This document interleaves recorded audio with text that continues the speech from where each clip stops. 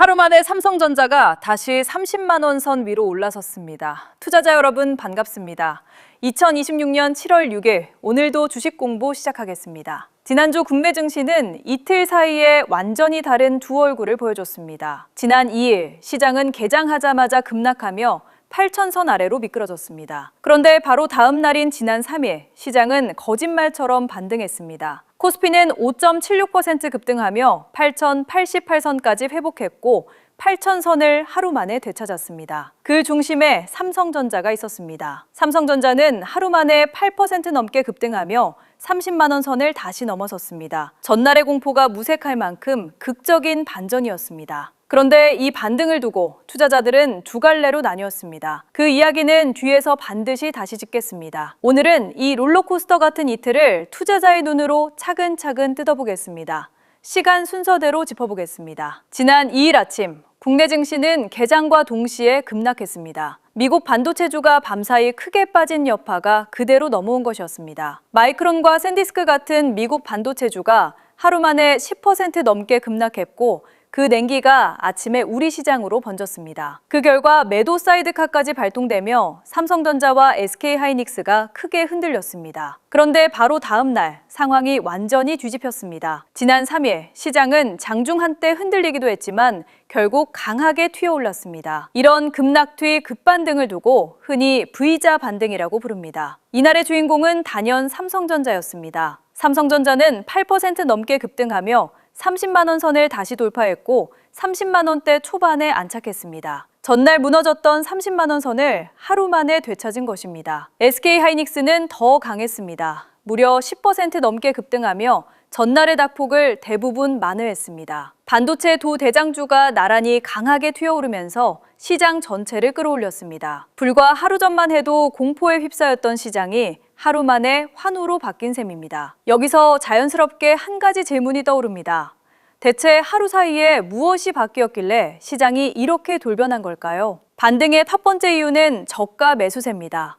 전날 급락으로 삼성전자와 SK하이닉스의 주가가 크게 빠졌습니다. 그러자 이 가격이면 싸다고 판단한 자금이 들어오기 시작한 것입니다. 주식시장에는 늘 이런 자금이 대기하고 있습니다. 기업의 주가가 외부 충격으로 잠깐 빠지면 그때를 기다리던 자금이 움직이는 것입니다. 특히 국내 기관과 개인 투자자들이 이 반도체주를 적극적으로 사들였습니다. 흥미로운 점이 하나 있습니다. 개인 투자자들은 오히려 시장이 급락한 날일수록 반도체주를 더 많이 사들이는 흐름을 보였습니다. 실제로 지난 한 달간 코스피가 하락 마감한 날마다 예외 없이 반도체 관련 상품으로 개인 자금이 들어왔습니다. 낙폭이 클수록 더 많이 사들이는 모습도 나타났습니다. 급락을 위기가 아니라 기회로 본 자금이 꾸준히 대기하고 있었던 셈입니다. 바로 이 대기 자금이 반등의 첫 불씨가 되었습니다. 두 번째 이유는 조금 전문적인 용어입니다. 바로 숏 커버링입니다. 숏 커버링이 무엇인지부터 쉽게 설명드리겠습니다. 주가가 내릴 것으로 예상하고 미리 주식을 빌려서 파는 투자자들이 있습니다.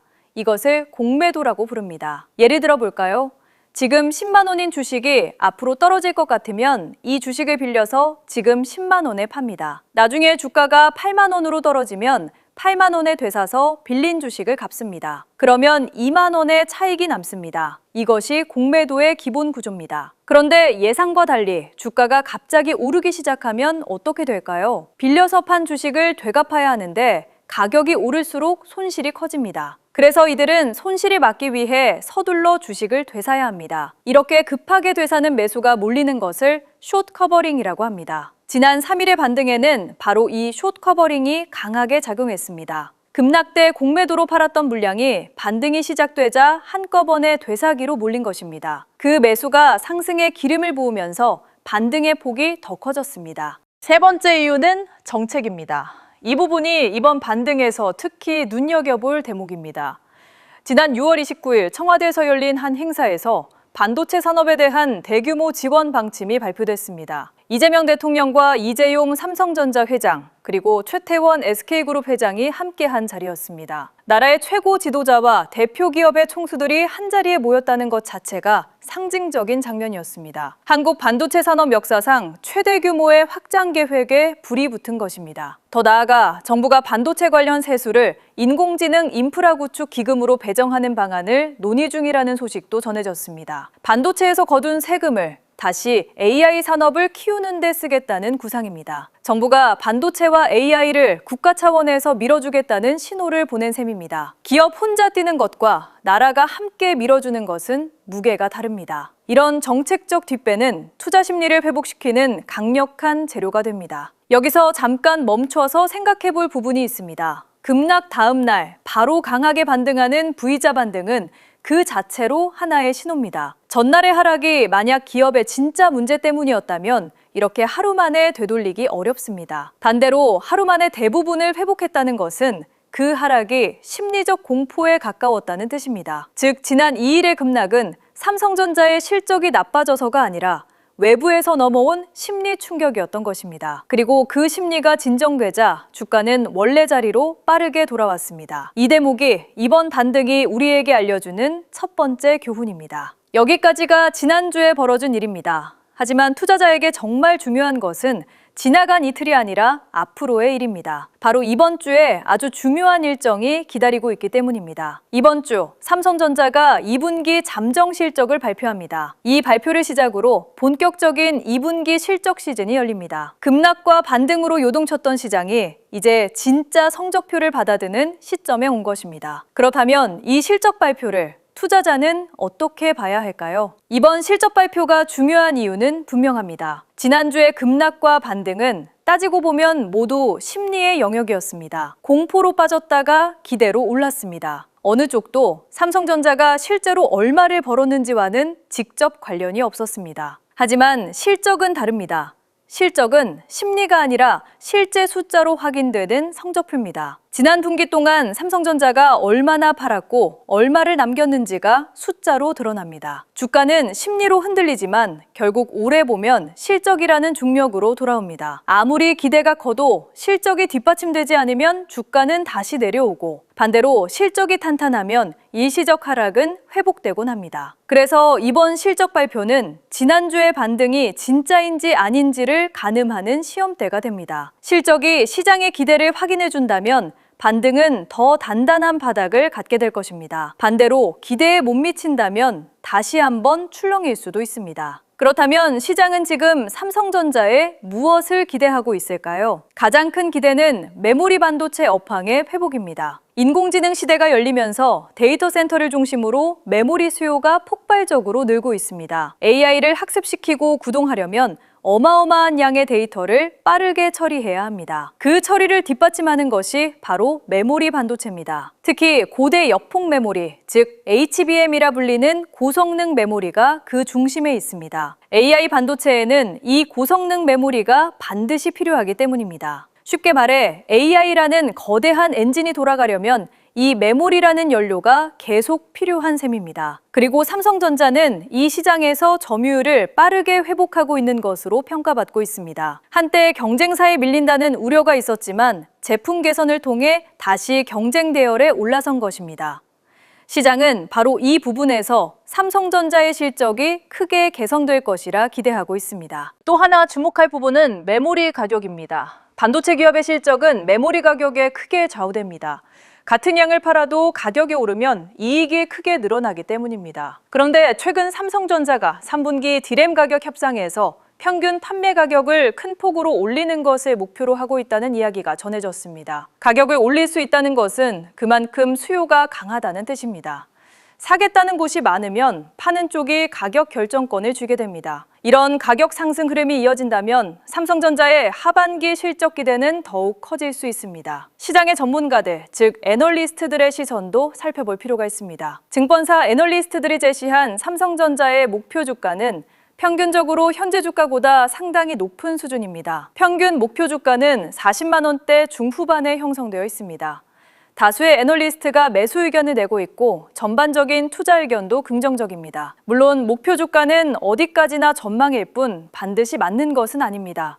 다만 이렇게 많은 전문가가 긍정적으로 보고 있다는 것은 그만큼 삼성전자의 성장 여력을 높게 평가한다는 뜻입니다. 투자자 입장에서는 이런 시장의 시선도 하나의 참고 자료가 됩니다. 여기서 균형을 잡을 필요가 있습니다.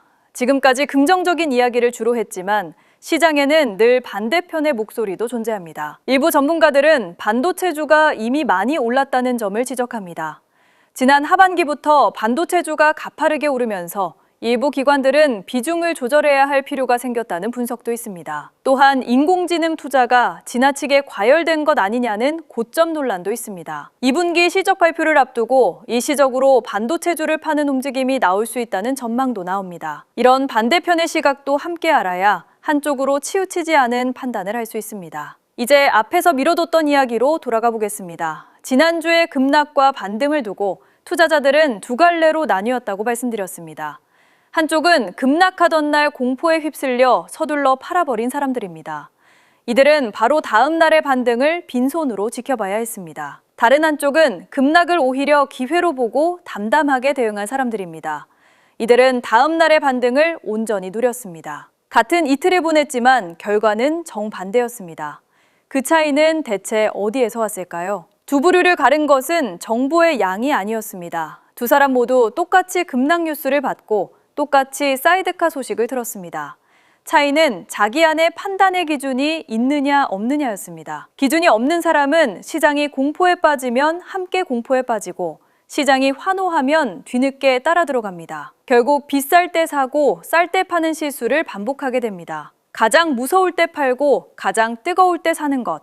이것이 기준 없는 투자자가 빠지기 쉬운 함정입니다. 반면 기준이 있는 사람은 급락 앞에서 먼저 스스로에게 질문을 던집니다. 이 하락이 삼성전자의 본질을 훼손했는가? 아니면 단지 분위기가 나빠진 것인가? 만약 기업의 본질이 그대로라면 급락은 오히려 기회가 될 수 있습니다. 반대로 본질이 흔들렸다면 반등하더라도 신중해야 합니다. 이 질문에 답할 수 있느냐가 위기의 순간에 완전히 다른 행동을 만들어냈습니다. 이런 상황에서 투자자가 체크해야 할 신호들을 정리해 보겠습니다. 첫째, 이번 주 삼성전자의 2분기 잠정 실적입니다. 실적이 시장의 기대에 부합하는지가 반등의 지속 여부를 가릴 것입니다. 둘째, 외국인 투자자들의 매매 방향입니다. 외국인 지분율이 계속 늘어나는지가 중요한 단서가 됩니다. 셋째, 인공지능 관련 수주 소식입니다. 차세대 공정에서 대형 고객사의 수주 소식이 들려오는지 주목할 필요가 있습니다. 넷째, 정부의 반도체와 AI 지원 정책이 얼마나 구체화되는지입니다. 다만 이 신호들을 언제, 어떤 기준으로 해석할지는 사람마다 다를 수밖에 없습니다. 여기서 뉴스와 기준의 차이를 분명히 해야 합니다.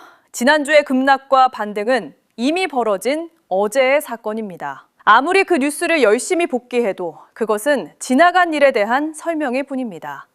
반면 기준은 내일 무슨 일이 벌어지든 내가 어떻게 행동할지를 미리 정해두는 무기입니다.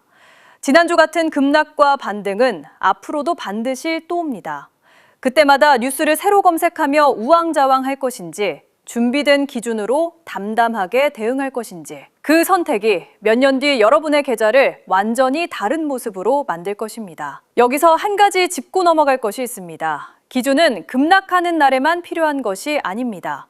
오히려 급등하는 날에도 똑같이 필요합니다. 지난 3일처럼 주가가 급등하는 날, 많은 사람은 뒤늦게 조급해집니다. 나만 이 상승을 놓치는 것 아닌가 하는 불안에 급하게 뛰어들기 쉽습니다. 하지만 기준이 있는 사람은 급등하는 날에도 자기 원칙을 먼저 확인합니다. 공포에 팔지 않는 것만큼 흥분에 쫓아 사지 않는 것도 중요하기 때문입니다. 오르든 내리든 시장의 감정에 끌려다니지 않는 것, 그것이 바로 자기만의 기준이 하는 일입니다. 이제 처음 이야기로 돌아가 보겠습니다. 지난주 삼성전자는 하루 만에 30만 원 선을 잃었다가 다시 되찾았습니다. 이 극적인 이틀이 우리에게 남기는 메시지는 분명합니다. 시장은 언제든 공포와 환호 사이를 오갈 수 있다는 것입니다. 전날의 공포도 다음 날의 환호도 모두 지나고 나면 하나의 흐름일 뿐입니다. 그 흐름에 매번 휩쓸릴 것인지 아니면 흐름 위에서 담담히 판단할 것인지 그 차이를 만드는 것이 바로 흔들리지 않는 자기만의 기준입니다. 오늘 이 영상이 남겨야 할 것은 삼성전자를 사라거나 팔라는 말이 아닙니다. 급락과 반등이 반복되는 시장 앞에서도 흔들리지 않을 나만의 기준이 필요하다는 사실입니다. 지난주에 V자 반등도 이번 주에 실적 발표도 결국 그 기준으로 봐야 제대로 읽힙니다. 나만의 투자 기준이 있어야 시장에 흔들리지 않는다는 말은 바로 이런 순간을 위해 존재합니다. 이번 주에도 삼성전자를 둘러싼 수많은 뉴스가 쏟아질 것입니다. 조이씨 소식도 나쁜 소식도 함께 나올 것입니다. 그 뉴스의 파도 속에서 여러분은 무엇에 의지해 중심을 잡으시겠습니까? 바로 지금 이 순간 여러분에게는 다음 급락과 급등 앞에서 스스로를 지켜줄 자기만의 투자 기준이 준비되어 있으신가요? 그래서 주주분들이 생각하시는 요점은 이것일 겁니다. 오늘처럼 빠르게 움직이는 장에서 차트를 어떻게 받아들이느냐. 사실 그 한 가지 차이가 1년 뒤, 5년 뒤 자산의 결과를 완전히 다르게 만듭니다. 역사가 그걸 증명해 왔습니다. 2018년 11월 삼성전자가 7만 원 아래로 빠졌을 때 시장은 메모리 사이클은 끝났다고 외쳤지만 단 2년 만에 2배가 됐습니다. 22년 10월 5만 원대로 내려왔을 때도 이번엔 진짜 끝났다는 말이 도배됐지만 그 자리가 새로운 상승의 시작점이 됐죠. 역사는 말합니다. 모두가 끝났다고 외칠 때 진짜 끝난 적은 거의 없었고 오히려 모두가 안전하다고 박수칠 때가 진짜 위험한 자리였죠. 여기서 솔직히 말씀드리겠습니다. 주식으로 돈을 버는 분들은 똑똑해서가 아닙니다. 정보가 많아서도 아니죠. 주식으로 수익 내는 가장 큰 차이는 기준이 있는가. 보통 일반 투자자분들은 오를 때 무서워서 못 사고 빠질 때 무서워서 팔고 다 끝난 뒤에 뒤늦게 따라 들어가십니다. 반대로 기준이 있는 분들은 빠질 때 조금씩 담고 회복된 뒤에 비중을 줄이시죠. 이건 정보의 차이가 아니라 기준의 차이입니다. 그리고 오늘 같은 날 그 기준이 있으신지 스스로 물어보셔야 합니다. 하지만 그 기준 혼자 만드시기 정말 어렵습니다. 특히 요즘 국장에 처음 들어오신 초보 주주분들이 정말 많은데 항상 차트를 봐도 뭘 사야 할지 모르겠다라며 어려워하셨던 경험 누구나 한 번쯤 했을 생각입니다. 빨간 봉, 파란 봉, 수많은 선들 봐도 모르겠으니 결국 남들 따라 사고 떨어지면 불안해서 팔게 됩니다. 사실 초보자가 매일 쏟아지는 정보를 혼자 분석하기란 거의 불가능하죠. 기업 실적, 금리, 환율, 뉴스, 공시, 전문가도 따라가기 벅찬 정보가 매일같이 쏟아지는데 이걸 혼자 공부해서 판단한다는 건 현실적으로 무리입니다. 특히 직장인이라면 더욱 공감되실 겁니다. 하루 종일 일하고 지친 몸으로 퇴근했는데 거기서 또 주식 공부까지. 사실상 불가능에 가깝고 차트 보는 법을 배우려고 해도 시간도 체력도 남아있지 않습니다. 그래서 대부분은 그냥 남들 사는 거 따라 사자로 끝나고 그 결과는 대개 손실로 돌아오죠. 그래서 이번에 제 채널에서 주식을 보는 눈을 키울 수 있게 국내 주식 투자 기준표를 직접 공유해드리기로 했습니다. 하루하루 바뀌는 시장의 흐름을 그날그날 정리해서 오늘 어떤 신호가 나왔고 무엇을 지켜봐야 하는지를 한눈에 보실 수 있게 만든 기준표입니다. 내가 자고 있을 때도 일하고 있을 때도 시장은 쉬지 않고 움직이지만 이 기준표를 받으시면 그 흐름을 매일 같은 기준으로 따라가셔서 결국 수익으로 이어지게 만드는 구조입니다. 감으로 하던 투자를 기준표로 직관적으로 보고하는 투자로 바꿔주고 늘 같은 기준으로 시장을 볼 수 있게 도와드립니다. 공부할 시간이 없는 분일수록 오히려 더 필요한 가장 기본적인 기준표인 셈이죠. 아이시적게 느껴지지 않게 꾸준히 보시다 보면 어느새 수익을 만드는 눈이 생기실 겁니다. 여기서 한 가지 중요한 점을 말씀드리겠습니다. 같은 시장이라도 투자금의 규모에 따라 봐야 할 자리와 전략이 완전히 달라집니다. 소액으로 시작하시는 분과 이미 큰 비중을 운용하시는 분이 똑같은 기준으로 움직이면 오히려 위험해질 수 있습니다. 그래서 신청해 주시는 투자금 규모에 맞춰 투자자분들께 각각 자료를 다르게 보내드리고 있습니다. 이제 막 시작하시는 소액 투자자분께는 부담 없이 따라오실 수 있는 기준 중심으로 어느 정도 자산을 운용하시는 분께는 비중 조절과 분할 전략에 초점을 맞춘 자료로 같은 시장도 내 자금 규모에 맞게 해석하실 수 있도록 정리해드립니다. 결국 중요한 건 얼마를 가졌느냐가 아니라 내 자금에 맞는 기준이 있느냐입니다. 그 기준을 투자금에 맞춰 함께 만들어드리겠습니다. 방법은 간단합니다. 구독과 좋아요 눌러주시고 댓글창에 구독 완료라고 남겨주세요. 그리고 더보기란이나 댓글창의 신청 페이지 링크에 성함과 연락처, 그리고 마지막으로 대략적인 투자금 규모만 적어주시면 거기에 맞춰 매일 업데이트되는 자료를 각각 보내고 있습니다. 또 후기와 꿀팁이 오가는 텔레그램 공유방도 있으니 함께 들어오셔서 정보를 나눠 가시길 바랍니다. 진짜 부의 이동은 모두가 웃을 때가 아니라 모두가 두려워 도망칠 때 조용히 일어났습니다. 2018년에도 2022년에도 그랬습니다. 누군가는 공포에 팔았고 누군가는 묵묵히 기준을 지켰습니다. 그리고 그 선택은 몇 년 뒤 분명하게 나뉘었죠. 지금 이 삼성전자 자리도 다르지 않습니다. 오늘 그냥 지나치는 분과 오늘부터 나만의 기준을 세우는 분, 1년 뒤 두 분의 자리는 완전히 달라져 있을 겁니다. 혼자 그 기준을 세우기 어려우셨다면 매일 갱신되는 이 기준표가 곁에서 도와드리겠습니다. 오늘이 그 출발선이 되었으면 합니다. 시청해주셔서 감사합니다.